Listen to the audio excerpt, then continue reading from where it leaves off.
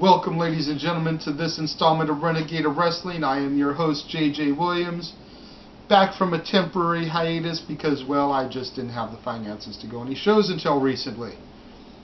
Yes, this past weekend on Sunday, Mach 1 Wrestling was back. They presented a doubleheader entitled Double Down, which I was able to attend. Big shout out to John Ian, Angelo Trinidad, and the rest of the Mach 1 guys for finally bringing it back and giving the people what they want. John Laurinaitis, you want to know about people power? Do some research into Mach 1 because they actually gave a show to the fans when they weren't actually even ready to reopen doors yet. They said, talk all around the locker room was, we were doing this because we keep getting asked to do a show. So they gave people what they wanted. Now, in any event, some of these guys I'm going to name off, you're not going to know who they are unless you watch NWA Championship Wrestling from Hollywood every Sunday morning at 1 a.m. on KDOC or on NWAHollywood.com when they put the episodes up on Wednesday. So please bear with me. Do some research. Look these guys up on YouTube and check out some of their matches because I wouldn't be talking about them if they weren't worth talking about. For the first show, the 2 o'clock show, Ridiculously Big defeated the tag team of Angel Lopez and Luis Tapia. All good buddies of ours. It was a really good, solid opening matchup. Jonathan Suave came out afterwards and issued an open challenge to anyone in the locker room. I've got these nifty Legend of Zelda tights on and nobody's going to be able to step up to the challenge. And Mach 1 fan favorite, the chef, came from behind the curtain, cupcakes and all for all the kids, and whooped on Suave like he stole something. Suave's former tag team partner, Eric Cross, came out afterwards and defeated the Mach 1 debuting, I believe, Angel Santos. I had never seen this guy before. He put on a strong showing, though. Everybody seemed to be into him, but Cross, the dastardly heel that he is, was able to pick up the cheap victory over Angel Santos. Then we had a promo from a guy that I was sitting there scratching my head like, why is this dude taking up TV time? Guy called himself the Ultimate Smash and Crasher. He's basically doing an Ultimate Warrior-esque type gimmick with a ski mask on. Stu Stone came out and interrupted him. Just talking trash about him. Who are you? What are you doing in my ring? Type of thing. Brought out his best friend James Morgan, who of course part of the Family Stone with NWA Hollywood. Like I said, you won't know who some of these guys are unless you have actually watched the show, and I recommend that you do so because the Family Stone are really hot over there right now. They basically embarrassed Smash and Crasher, making him do warrior-esque type of poses and shaking the ropes and everything. Andrew Hellman came out and blindsided Morgan, coming to the defense of the Smash and Crasher. And we had an impromptu matchup between Andrew Hellman and James Morgan, which James Morgan won. Again, dastardly deeds aplenty. It's never going to be a clean match when you have Stu Stone out there, I'm just saying. Fresh to Death, the team of Leo Blaze and Josh Rose defeated Anchors Away. Brian Weston defeated Todd Chandler in the main event. Todd Chandler, of course, was one half of Young Hollywood over in NWA, who've recently split up within the past few months. And your main event was Jarek Matthews, the Mach 1 heavyweight champion, defeating Kyle Webb to retain the championship belt. I would say out of all these matches, Weston versus Chandler was probably match of the show.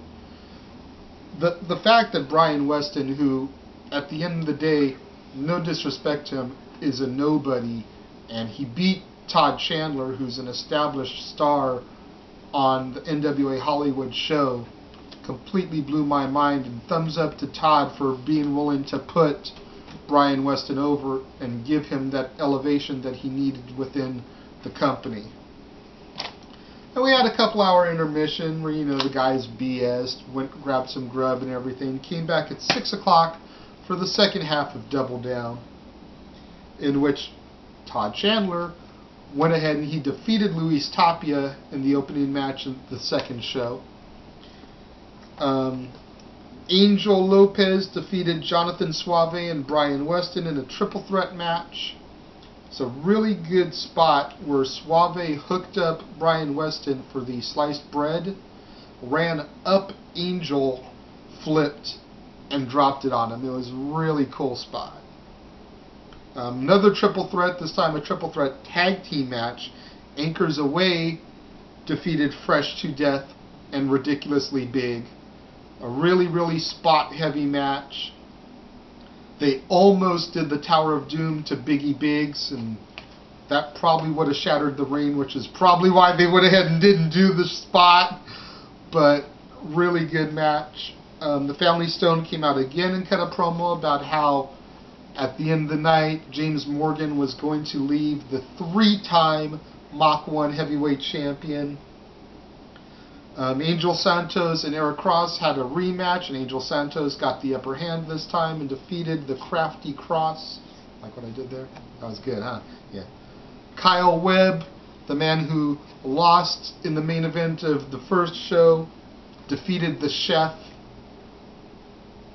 Jarek Matthews and James Morgan, main event. Jarek Matthews was able to defeat James Morgan and retain the title once again. Post-match, Stu and James started laying a beat down onto Jarek.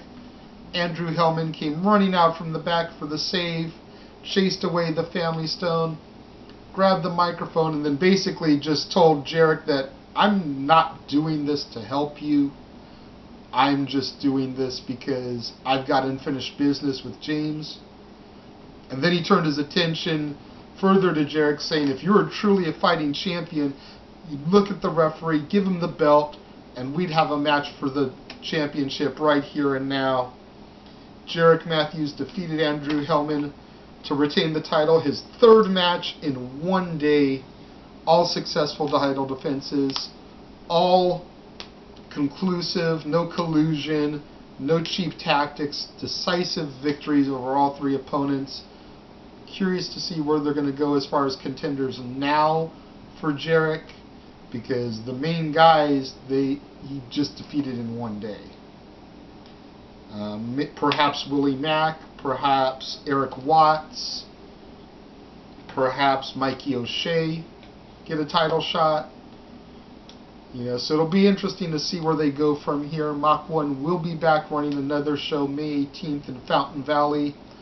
Be on the lookout on the Mach 1 Facebook for that. I believe it's facebook.com/M1Wrestling. I could be wrong. Just run a search for it. You'll find them easy enough. So that is the Renegade of Wrestling for this week. I might actually be bringing you a second episode this week. Shocker, I know. Because we got Battleground Pro Wrestling this Saturday, April 28th. American Legion Post number 716, Los Alamitos, California. We also have Apex Pro this Sunday in Huntington Park, debuting company.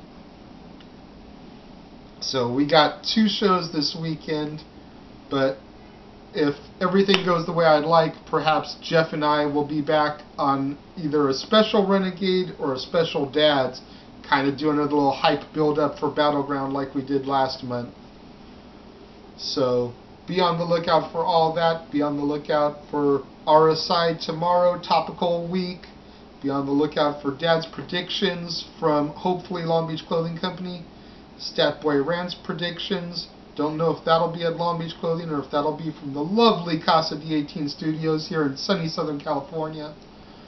But lots of content coming on the channel this week. Be on the lookout for it. For Renegade of Wrestling, I am the Renegade of Wrestling, JJ Williams, and I will see you next time.